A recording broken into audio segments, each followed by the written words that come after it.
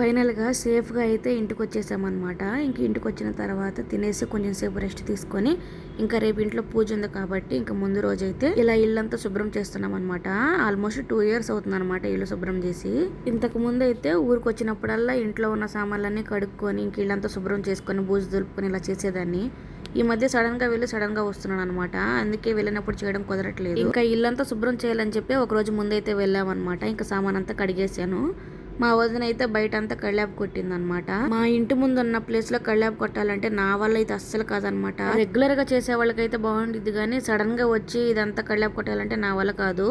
ఇంకా మా వదిన అయితే మొత్తం కళ్ళాపు కొట్టేసింది అనమాట. నేనైతే ముగ్గులు వేసేసాను. నాకు రాదని కాదు కానీ నేను ఒకే రోజులో ఈ పని అంతా చేయాలంటే చేయలేను. మా వదిన వాళ్ళు మాత్రం మేము ఏ పని చేస్తున్నా సరే వచ్చి హెల్ప్ చేస్తారనమాట. ఫస్ట్ టైం మా వారు అయితే నాకు హెల్ప్ చేస్తున్నారనమాట. మొత్తానికైతే ఇల్లంతా క్లీన్ అయిపోయింది. పూజ వీడియో రేపు వస్తుంది. ఇంట్రెస్ట్ ఉన్న వాళ్ళు సబ్స్క్రైబ్ చేసుకోండి. Thank you.